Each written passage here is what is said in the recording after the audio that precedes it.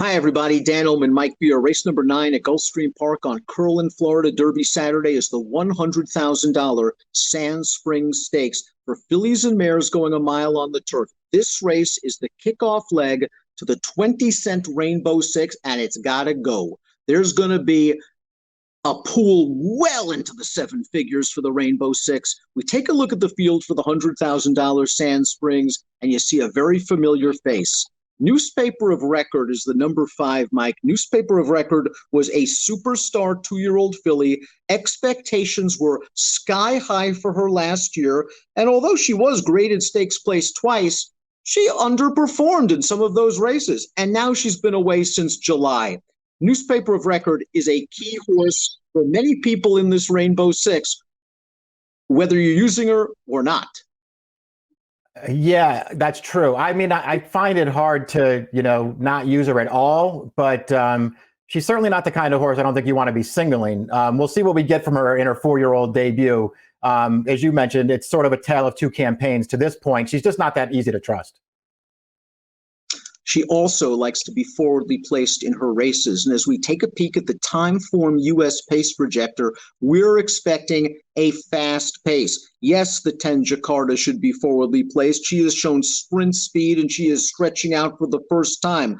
I'm not sure about the 12 being up there, although Valedictorian has shown a lot of speed. She can also rate. She's going to be up close. And of course, Newspaper of Record. A fast pace might set things up for a closer. Let's see if we can find one. The number 1 is Pucara, and she's more of a stalker than a closer. She utilized those tactics with a really nice trip to win the Sunshine Millions filly and mare turf preview at Gulfstream West. Since then, things haven't gone that well. Tough spot, got to improve at a big price. Yeah, she does. She's run well on that Sunshine Millions preview the last 2 years. Those seems like the best races that she's run. Outside of that, she's not that competitive with these horses. If you're looking for a closer and a strong one at that, look no further than the number 2, Zaffelli. Let's go back to her North American debut at Keeneland in October, where she was far back early off of the pace, and she just swarms the field to win. Hard to believe she was 19-1 the way she won this race. She backed this race up with carbon copy rallying performances and an optional claimer at the fairgrounds and the Pago Hop Stakes at the fairgrounds. I think she was compromised by an outside pace and a wide trip last time out when she caught a very sharp horse. The winner of the stall came back to win last week at the fairgrounds with an 88 buyer, but you give her some running room. This Brendan Walsh trainee kicks hard. Yeah, that win that we just watched was impressive, and the next 2 wins were almost exactly the same. That you could have pulled the replay from any one of them, and you wouldn't have been able to tell which race it was. She ran the same race every time. She was really impressive, I thought. Not as impressive last time. She just flattened out a little bit at the end of that race because she really had a look at it in mid-stretch, and she just flattened out at the end and got out finished. But it wasn't a poor performance. If she catches a big pace in here, she's super dangerous.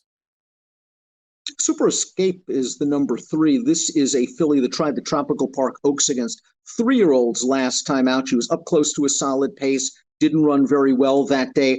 So that tells me that she's going to end up as a nice synthetic horse. Michael Trombetta does like to ship his horses up and try them on the synthetic at Woodbine. He did this with Super Escape. She won a stakes race up there last year. Her running style in a fast-paced turf race might work against her. Yeah, the trip might not work out for her. Certainly a fast pace is going to hurt her chances badly. She ran some pretty good races, though, last year as a 3-year-old. I don't love her in here, Dan, but I don't think she's, some horse who's like impossible at a big price. I think Smart Shot is a horse that's not impossible at a big price for Calumet Farm and Rusty Arnold going second star to the layoff. She's taken on some really good competition. Last time out in the Swanee River, she's in against Starship Jubilee, who's one of the top filly and mare turf horses right now. Came back to win the Hillsborough at Tampa Bay with a 94 buyer. She has the right running style for this race. Is she a proven winner? No, but if this pace heats up and collapses, she's in with a chance. Yeah, true. She could get the right setup in here and make a late impact. We'll see. I wasn't convinced she was quite good enough, Dan. Maybe getting back to a shorter race, though, will help her. I don't really feel like she wanted to go 9 furlongs in the last 2.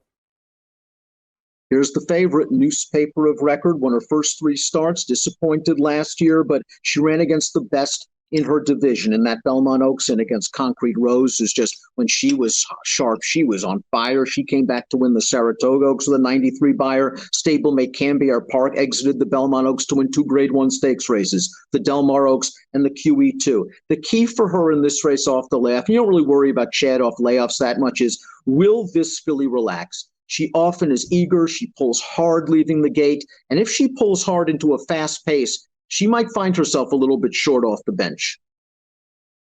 Yeah, exactly right. I mean, we'll see what we get. Obviously, there's plenty to be afraid of with her in here because she just might be the best horse in the race. But, you know, you do have to reconcile the fact that she was disappointing last year. She didn't run poorly in the Edgewood, and she didn't run poorly in the Wonder again. But she was only second best in both of those races without an excuse. And then, you know, trying to rate her in the Belmont Oaks was a total disaster, and I would just throw that race out. I love her coming back at the mile, and I really like her speed. I think she's going to make the lead in this race. But again, she's very hard to trust at a short price. La Signare lacks a winning profile. She hasn't reached the winner's circle in almost 2 years, but I think she's running back into shape for Brendan Walsh. This is going to be her third back.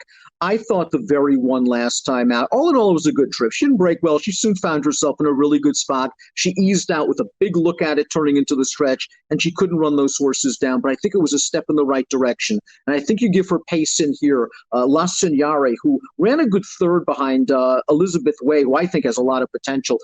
I think if you give her a fast pace, she's going to show up with a good effort.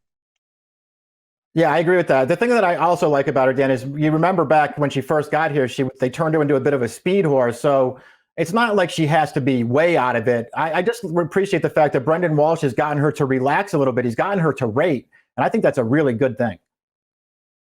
Gut Mother of Rose pulled off an upset last time out in the Grade 3 Honey Fox Stakes. We're going to take a look at that race right now. Really fast opening quarter in here, 23 flat going the mile. Get Mother of Rose was able to relax from off of the pace, and she is able to roll them down to win. She is just getting good, and something tells me she is going to be dismissed again on the tote board. I don't think there are a lot of folks that believe in this filly, but she's won now 3 of her last 5 starts. Yeah, I agree. I think she is going to drift off that morning line too. She got really good last year sprinting, and she's come back in her first 2 starts this year, and she ran really well both times around 2 turns. I am not dismissive of her chances at all in here. East Moon, beaten favorite when last seen at Churchill Downs in November. The winner of that race came back to win the Tropical Park Oaks for 3-year-old fillies with an 84 buyer speed figure. She's probably going to show a little bit of fresh speed, especially after that 46 and change bullet workout on March the 16th. And A, I'm not sure she's good enough. B, if she has to go fast early, it's going to hurt her off the bench. We'll see what kind of trip she gets. The last time we saw her in November, she didn't run well. Prior to that at Keeneland, that was a La Signare race where she just held that horse off for second. She ran great that day. Her win at Saratoga prior to that was from a stalking position. So I don't think she needs the lead then. I actually feel like she could fall into a good trip here. I jotted down Angel of Mischief's name after her last race. I thought, considering the extremely long layoff, she ran quite well to be third, and a decent non-winner as a 2 other than Optional Claimer. I didn't think that they would run her back against this caliber of competition. I do think this race is a little too tough for her, but I want to keep an eye on her down the road. Yeah, I feel the same way about her. I liked her turf races back in 2018 when she was a 3-year-old. That was a very long layoff she was returning from last time, and she didn't run poorly at all.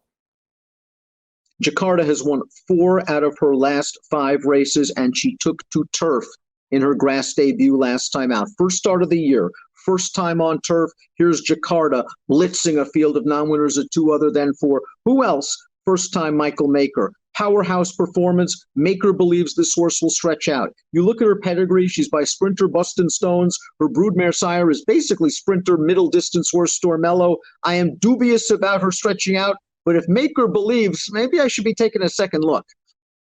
Yeah, maybe. We'll see what happens in here. I know she's a pace factor, Dan. That win last time, it's a little dressed up. That was not a fast pace for a 5-furlong turf race. I mean, she got loose from the gate and did not have to go fast. It's a totally different scenario here as she stretches out. High Regard has only raced once on turf. It was not a bad effort at all at a big price. She ran third in the Dueling Ground Oaks behind a horse that came back to run third in the Grade 1 QE2 at Keeneland with an 85 buyer. We're going to watch High Regard's effort right now. And she was in traffic for a little while before finishing third. I wonder if the upside is there. She's run 15 times. Her best buyer speed figure is 80. That's not going to cut the mustard. But again, this pace might change things, and she should get the right setup. Yeah, I mean, I guess she could get a good trip in here. This turf race we're watching right now, the only time they tried her, she ran fine in here. Really no match for the 1-2 finishers, but she ran fine in that race. I suppose she could do better. Poor valedictorian gets in a lousy post position. She didn't draw well on the Honey Fox off the layoff last time out.